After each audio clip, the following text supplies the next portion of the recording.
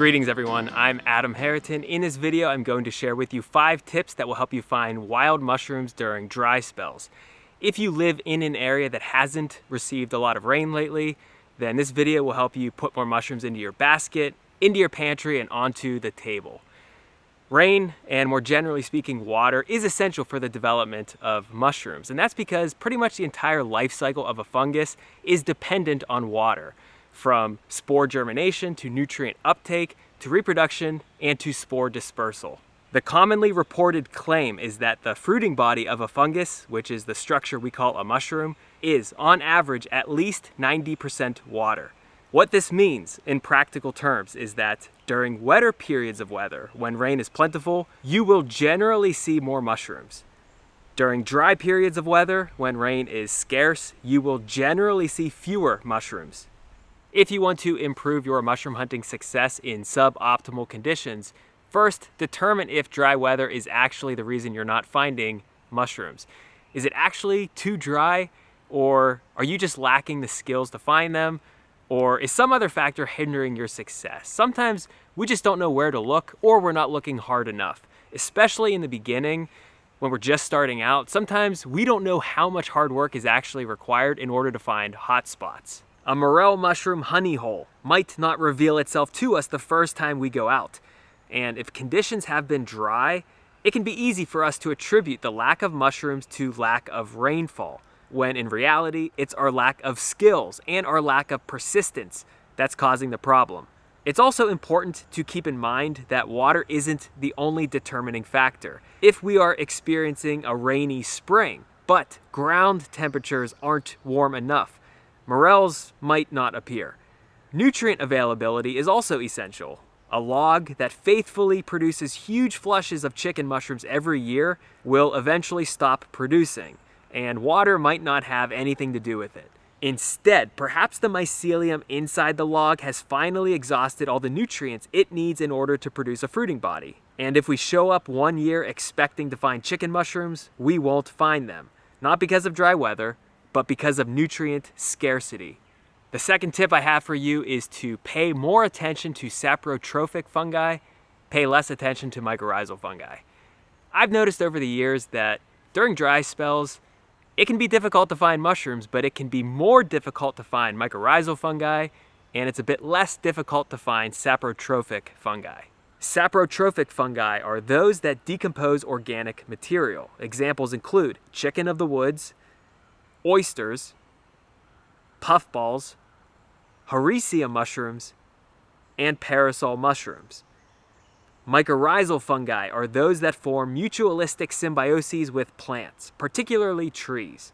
Examples include chanterelles, black trumpets, a variety of boletes, and amanita mushrooms. Now, I'm not saying you will never find decent flushes of mycorrhizal fungi during dry spells. You will. I've just noticed that saprotrophic fungi, especially those that decompose wood, are often more prolific than mycorrhizal fungi when rain has been scarce. The third tip I have for you is to pay attention to microclimates.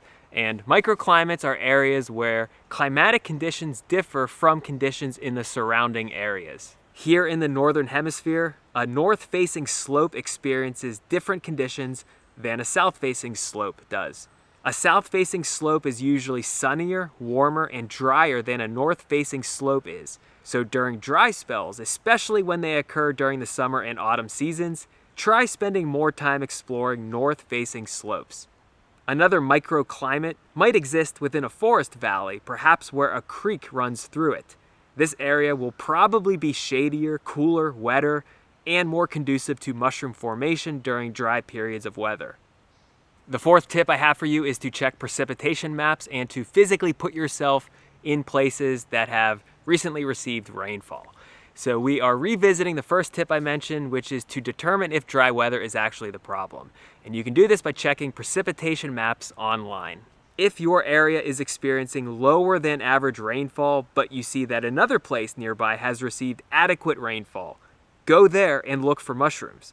Now, you're not guaranteed to find mushrooms in that other area because, as I mentioned before, precipitation isn't the only factor. And sometimes even a decent rainfall isn't enough to counterbalance the weeks of drought that a particular place experienced.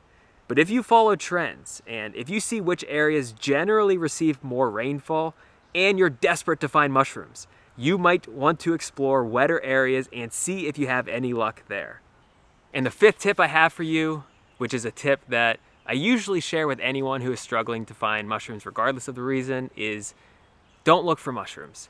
And I say don't look for mushrooms because sometimes you will find huge flushes of mushrooms, or you will find uncommon mushroom species when you're not intentionally looking for them. Now, you have to be outside, of course, but when you're outside, you don't have to be intentionally looking for mushrooms in order to find them. Instead, you can go birding with a friend, or you can go look for reptiles and amphibians, or go harvest fruits and nuts, go study ferns, or go hunting or trout fishing. You will be in the presence of fungi during all of these adventures, and sometimes you will see things you never intend to see, like nice flushes of wild mushrooms, even during dry spells. So while it is important to put in the legwork and to be persistent in your search for fungi, sometimes all you have to do is be in the right place at the right time with your eyes open in order to reap incredible harvests. So those are my tips for finding wild mushrooms during dry spells. Nothing is guaranteed, but if you put some of those tips into practice, I wouldn't be surprised if you start seeing more of what you're looking for. Thank you so much for watching this video. I truly appreciate it. If you'd like to support this channel, please subscribe to the Learn Your Land YouTube channel and head on over to learnyourland.com and sign up for the email newsletter. Thanks again for watching. I will see you on the next video.